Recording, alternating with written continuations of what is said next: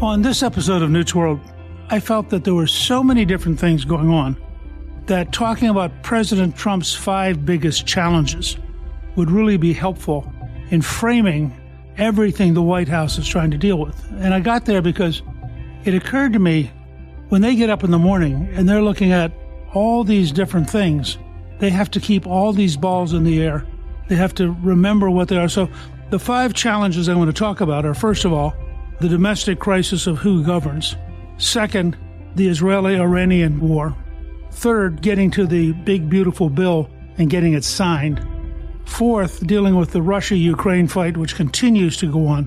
And 5, the challenge of reshaping the entire world trade system through tariffs. And I think if you look at the 5 and you think, President Trump has to keep all 5 of these in mind all day, it'll give you some sense of how much change is underway and how really complicated it is.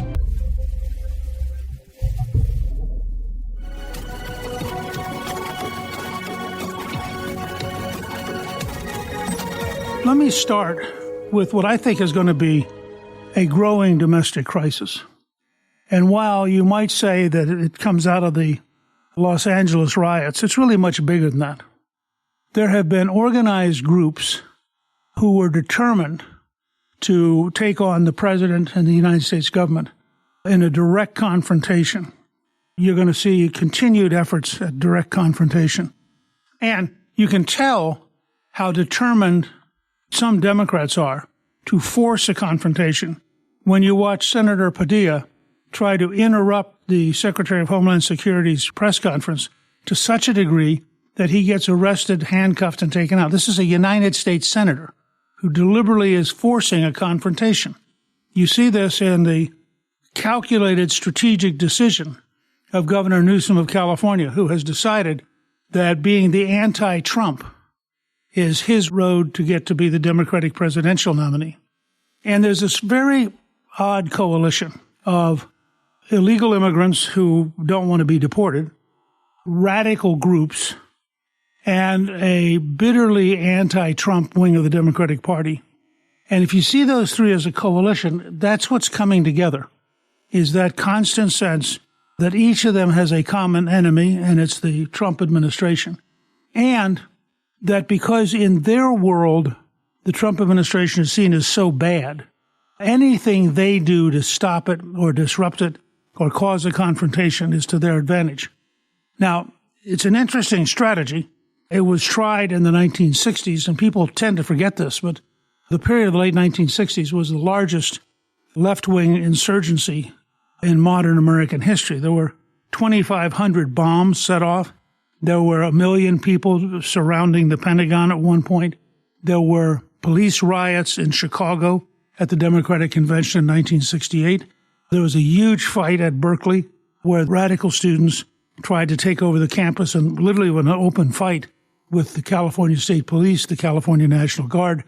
And at one point, Governor Reagan, who we now think of as a positive, friendly person, but at one point he got so angry, he said in a speech, "It's going to take bloodshed, let's get it over with." There was a huge confrontation between all the different elements of the left, the anti-war left, the anti-racism left, the pro-gay rights left. All of them came together in the late 1960s, early 1970s. And the result was the American people, when forced to choose, gave President Nixon one of the largest majorities in American history. He carried every state except Massachusetts. Again, Reagan, having been very tough with the students, ended up getting reelected by a 7-point margin over the Democrat. So when forced to choose, the American people prefer orderly, structured government.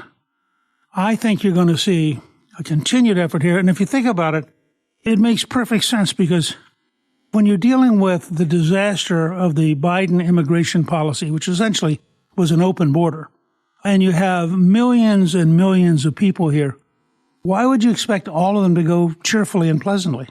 They want to stay here. They already broke the law to get here. Why wouldn't they break the law to stay here?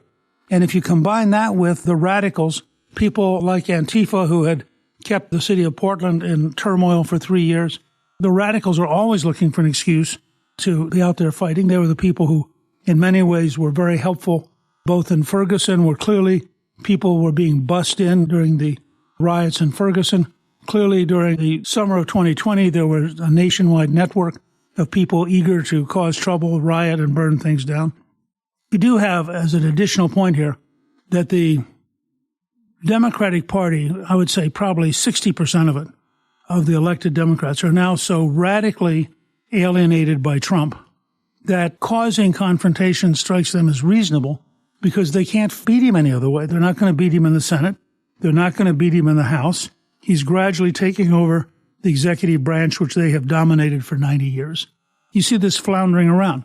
So President Trump's first great challenge is to communicate with the country, much like President Eisenhower did in the 50s when he sent troops into Little Rock, Arkansas, much like President Johnson did when he sent troops into Detroit during a riot.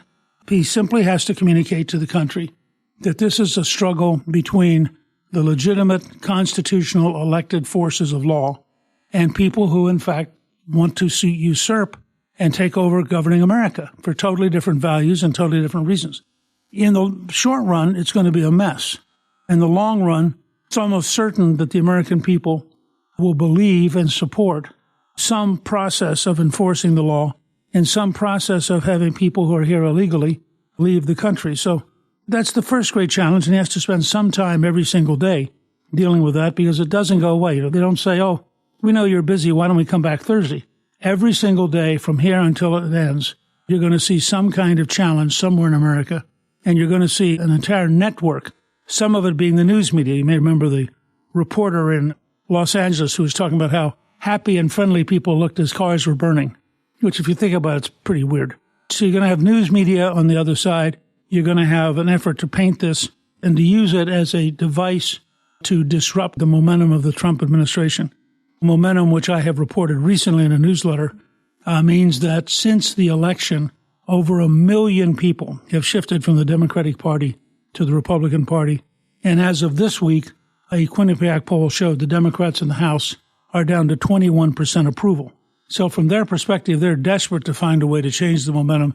And that has to be ultimately the number one challenge because the president has to be able to govern the country in order to have an effective presidency. The second big challenge, frankly, blew up, although people could see it coming. For months now, President Trump has said to the Iranians, why don't we arrange a deal where you give up your nuclear weapons program and we'll drop the sanctions, you re-enter the world of prosperity, you have a great future, we don't have any particular reason to fight with you. And for months, the Iranians have said no, that their bottom line is they have to have an ability to build nuclear weapons. Well, what that means is that you are dealing with a genuine crisis because remember that this particular Iranian dictatorship says publicly that they want to destroy Israel and destroy the United States. And the Ayatollah Khomeini has actually gone on national television and reassured the Iranian people that these are not just slogans, that their policy is to destroy Israel and destroy the United States. So Prime Minister Netanyahu is the longest-serving prime minister in Israeli history. He was very patient, watched this for months, and the Iranians clearly refused to give up their nuclear program. And so the Israelis, who had very long time had a plan to do this, had a combined operation. Remember that Mossad, which is the Israeli intelligence service, focuses pretty narrowly on the survival of Israel. And at that job, it is probably the best intelligence service in the world. They perform astonishing things. And in the last couple of days, we now know, they infiltrated weapons into Iran so that they could take out a variety of missiles, of aircraft defense systems, and other things, and they could identify where scientists and generals were, so that when some 200 Israeli fighter planes crossed into Iranian airspace, they knew exactly where they're going, exactly what they were going to hit. And Prime Minister Netanyahu has said publicly and explicitly they're going to continue this air campaign until they completely destroy any possible nuclear program. So that is an enormous shift. You know, Israel has now, I think, really spurred on by the massacres in October 2 years ago, where they were so stunned to realize how vulnerable they were And they were so horrified by the number of people, including children and babies, who were killed, and the grotesque hostility of women being dragged naked through the streets, people having rocks thrown at them. They methodically set out to destroy Hamas, which they're still in the process of doing. They broke the back of Hezbollah with a series of brilliant intelligence operations. So Hamas is on their south, Hezbollah is on the north in Lebanon. And by the way, now that Hezbollah has been shattered, the Lebanese government announced publicly that they would not in any way participate in an effort to attack Israel over this assault on Iran. Then the Syrian government collapsed. The replacement government, although it's led by somebody who we've defined as a terrorist for years, has said very clearly they don't want to fight anybody. They just want to find a way to rebuild Syria, which has been damaged now for almost 20 years by an internal civil war. So that front now has been solved. And so the great opponent is Iran. Iran is a very big country, about twice the size of Texas. Israel's a relatively small country, I think about the size of New Jersey. So you have a David and Goliath moment, but the fact is that the Israelis have extraordinarily competent military and an even more competent intelligence service. And my guess is that they'll keep pounding on the Iranians, certainly until they've destroyed the nuclear program and potentially until they've destroyed the regime and allowed the Iranian people to reclaim their own country. Every poll I've seen says over 80% of the Iranian people dislike the regime, but it's a police state and it's ruthless and it will kill you. And so they're not able to get rid of it. But I suspect if it's weakened enough that in fact it may fall and you may see sort of a post-Ayatollah Iran in the not distant future. But that means every single day President Trump has to get up and get a briefing on exactly what's going on and who's getting involved. Are the Russians going to try to get involved? In many ways, Iran has been a client state of Russia, and the Iranians have sold the Russians a huge number of weapons to fight in the Ukraine war. Are the Chinese going to try to get involved? It's pretty hard for them to do. It's a long way off, and they don't have the kind of deep-sea naval power we do. Over the next few days, we'll see how things evolve. What's impressive is that all of the Arab states, there's nobody defending Iran. The Saudis are terrified of the Iranians. The UAE is terrified of the Iranians. They probably deep down are pretty happy and hope the Israelis will finish the job. But that's the second challenge. So on the one front, President Trump has to look at home and deal with real opposition and real hostility. On a second front, he has to try to manage what's going on in the Middle East and, try to keep the Americans out of it, which they've done a good job so far. Secretary Marco Rubio, Secretary of State, has been very clear that we're not going to pick a fight with Iran unless the Iranians pick a fight with us. So that's a second challenge.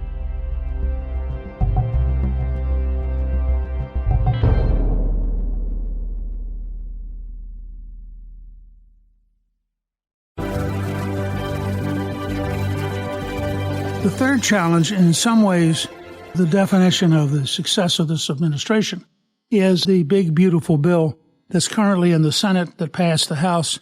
And you probably noticed that as a second step, they passed in the House the rescission bill to cut $9 billion in spending, which was a very direct, very specific cut. They are now negotiating. There are a number of people who want really deep cuts.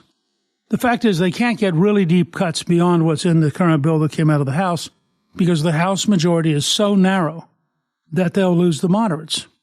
And the moderates simply won't vote for really, really deep cuts. On the other hand, if you think of this as the first in a series of bills, and I try to remind everyone that when we balanced the budget while I was Speaker, we didn't do it in one bill. It took us 4 years of constant work to get to a balanced budget. So I think there's going to be a very big effort made, particularly by Speaker Mike Johnson, to figure out a formula so that the people who want real deep cuts are going to have a chance to get them, but not in this bill. This bill has to remain pretty close, I would say 95, 96% of what came out of the House, because it has to go back through the House again. And they simply don't have the margin. Something as simple as passing the rescission cuts of about $9.2 billion. They only passed it by a 2-vote margin. So I think it's really important to recognize that this is going to be a continuing challenge. If I were betting, the bill will pass. It will be signed into law. It'll be a huge tax cut, a huge deregulation bill, and a modest cut in spending. But it will only happen because the president personally gets involved, listens to everybody, and gradually helps hammer out an agreement that everybody can vote for. So here you have the president who already has to pay attention to the domestic challenge of people who want to take on the American government. He has to deal with what's happening between Israel and Iran. And then he has to find the energy and the time to negotiate with senators and then to negotiate with the House and to find a way creatively to get to a bill everybody can vote for. I think they'll get it done. But imagine the amount of time and the level of effort. When we got to the balanced budget agreement with Bill Clinton, we spent 35 days face to face. Now imagine what a drain of time and energy that is for a president who already has all these other things on his plate. The fourth great challenge is the Russian-Ukrainian war. And here I think President Trump has been deeply disappointed. I think he looked back on his first term when he had a good relationship with Putin, and he thought somehow they could work something out easily. And I think he honestly believed he could get to a peace agreement in a few days. He's gradually learning that, in fact, Putin has decided that this is the capstone of his life, that he is the man who is going to reunify the Russian Empire, and that the key step for that is to crush Ukraine so that it, in fact, cannot survive as an independent country. And so much a definition of his life that he's not backing down. And I think my sense is that President Trump has been very disappointed at the inability to get Putin to take seriously finding a way to get to a peaceful solution.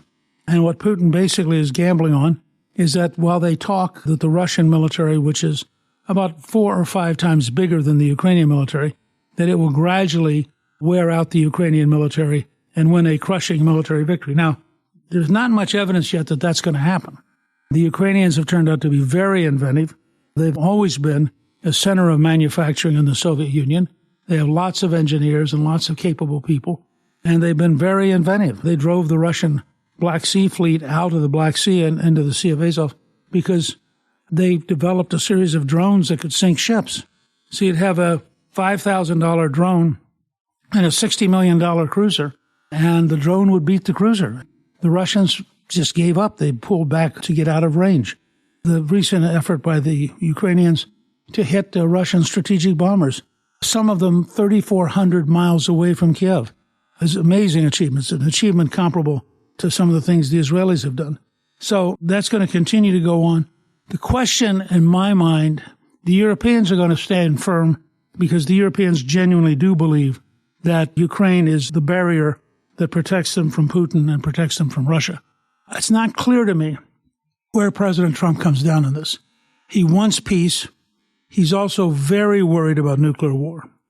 Somehow people convinced him in his first term just how truly horrible a nuclear war would be. Putin does have 6,000 nuclear weapons.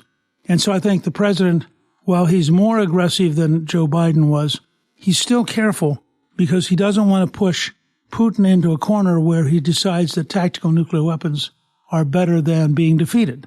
I think that this will go on for a while. I think it's a great disappointment to President Trump. I think he really did sincerely believe he could get to a truce, and it just didn't quite work out. So that's the fourth problem. Again, put yourself in President Trump's position. You wake up in the morning. You look at home to see what's happening in terms of unrest. Then you look to Israel and Iran to see how that campaign's going. Then you come back and look at the Congress to see what has to get done to move towards passing this huge, important legislation. Then you pivot and you're looking at Russia and Ukraine. And then finally, the fifth great challenge is fundamental effort by President Trump to reorder the entire world trading system. The trading system had grown up as a global system in which the United States sacrificed a great deal economically in order to sustain an open trading system around the whole planet. And other countries learned to take enormous advantage of this.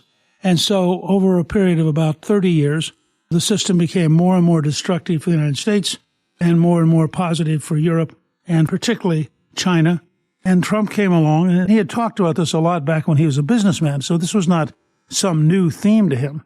But he came along and said, look, we're going to simply have to change the agreement. We're the largest market in the world. We ought to have the most leverage. People ought to, in fact, be paying us for access to our market, and we should not be allowing ourselves to be taken advantage of. So he has begun to build a tariff-based system, which ultimately leads to bilateral, that is, one country to one country, agreements across the whole planet. It is an enormous undertaking. The truth is, virtually every country wants to get into the American market. You're seeing a huge increase in manufacturing in the U.S. by countries where their companies have just decided in order to be able to be productive, they've got to be in the United States. And you're going to see every country negotiate a unique, separate deal. It's a very large change from the multinational system that had grown up and that had been kind of a global trading system, but one in which everybody else took advantage of the United States. Working all that out is going to take several years. So again, you have President has to meet with Secretary of Treasury Bessent and others, sit down and look at each of these agreements, decide, what happens with the European Union, what happens with Japan, what happens with China, on and on for about 190 countries. So to wrap all of this up, I think the 5 biggest challenges President Trump faces right now and the way he has to balance his energy and his focus are, first, reestablishing domestic order while we, in fact, do solve the problem of illegal immigration. Second, ensuring that Israel wins the war with Iran and ideally that we help the Iranian people take control of their government again. Third, getting the big, beautiful bill through the House and Senate and signed into law this summer so that the American people have money in their pocket so the economy starts booming by early next year. Fourth, sustaining the Ukrainians, pressuring Putin, potentially going towards something like Senator Lindsey Graham's sanctions bill, which has 85 sponsors in the Senate, and which would impose very, very harsh sanctions on Russia and try to basically bankrupt the government. And then finally, continue day by day, negotiate the tariff agreements with, fortunately, somebody as smart and as capable as Secretary Bessent taking the lead. It is a big agenda. It is a exhausting agenda. And I think, frankly, I don't know of any other president who could carry simultaneously as many different challenges as President Trump. And I think it will be fascinating to see how it evolves. And in future weeks, I'll report again on how I see this whole process evolving. Thank you for listening. Newt's World is produced by Gingrich 360 and iHeartMedia. Our executive producer is Garnsey Sloan. Our researcher is Rachel Peterson. The artwork for the show was created by Steve Penley. Special thanks to the team at Gingrich 360. If you've been enjoying Newt's World, I hope you'll go to Apple Podcasts and both rate us with 5 stars and give us a review so others can learn what it's all about.